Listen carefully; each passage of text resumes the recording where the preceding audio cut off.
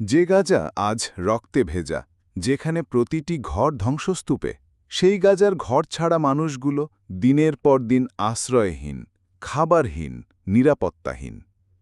কিন্তু যারা এসব করল, তারা কি আজ শান্তিতে আছে? না, ইতিহাস এক অদ্ভুত উপায়ে প্রতিশোধ নেয়। আজ ইসরায়েলের বুকে দেখা যাচ্ছে সেই প্রতিশোধের আজ। ইসরায়েলি নাগরিকরা এখন নিজেদের ঘর ছেড়ে আশ্রয় নিচ্ছে আন্ডারগ্রাউন্ড পার্কিং প্লেসে। হ্যাঁ, আপনি ঠিক শুনেছেন, যেখানে রাখা হতো গাড়ি, সেখানে এখন আশ্রয় নিচ্ছে পরিবার। ছোট ছোট শিশুকে নিয়ে মাটির নিচে নামছে ইহুদিরা। বাহিরে তারা নিরাপদ না, আকাশ থেকে যে আসছে পাল্টা বার্তা।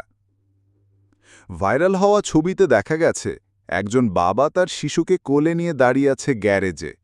মায়ের চোখে আতঙ্ক, শিশুর চোখে কৌতূহল। এই কেমন যুদ্ধ!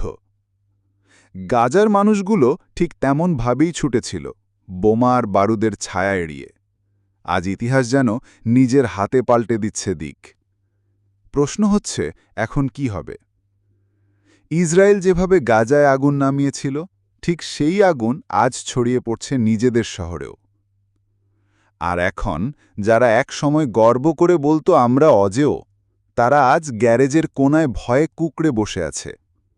ইতিহাস বলে, কারো চোখের পানি, কারো রক্তের প্রতিদান একদিন না একদিন ফিরেই আসে।